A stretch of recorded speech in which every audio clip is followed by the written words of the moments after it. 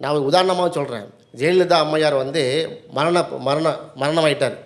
அந்த உடல் வந்து கிடத்தப்பட்டிருக்கிறது. கலைஞர் பார்ப்பதற்காக செல்கிறார். கலைஞர் பார்த்துவிட்டு சோகமாக திரும்புகிறார்.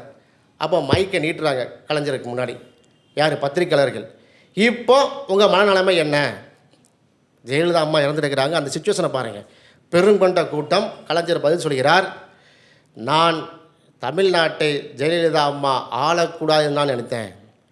ஜெயலலிதா ஆளக்கூடாது என்று தான் நான் வந்து நினைத்தேனே தவிர அவர் வாழக்கூடாதுன்னு நான் நினைக்கல. இதுதான் திராவிடம், இதுதான் தமிழ் மரபு, இதுதான் தமிழ்நாடு பண்பு.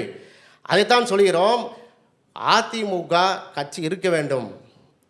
அதிமுகங்கிற கட்சி எப்படி திமுக திராவிட பாரம்பரியத்தில் வந்துச்சோ அதை பெரியாருடைய கொள்கையை ஏற்றி போட்டக்கூடிய ஒரு கட்சி தான் அதிமுகவும்.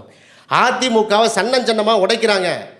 அதை நீங்கள் காப்பாற்றுக்கன்னு சொல்கிறோம். எவ்வளோ பெரிய ஒரு நாங்கள் திமுக கூட்டணியில் இருக்கிறோம். நாங்கள் வேறு கட்சி, நாங்கள் விசிகா கட்சி. எங்கள் தலைவர் இப்படி சொல்கிறாரு. ஏன் சொல்கிறாரு?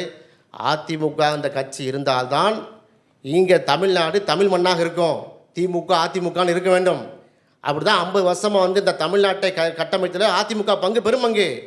நானே சொல்கிறேனே, விசிகாவுடைய மாநில செயலராக சொல்கிறேன்.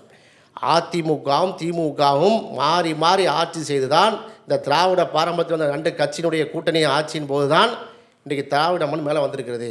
அதை கடப்பாறையை போட்டு உடைத்து உங்கள் முதுகிலே சவாரி செய்து பாசிசம் இந்த மண்ணை தமிழ் மண்ணை ஆள்கொள்ள முயற்சிக்கிறது.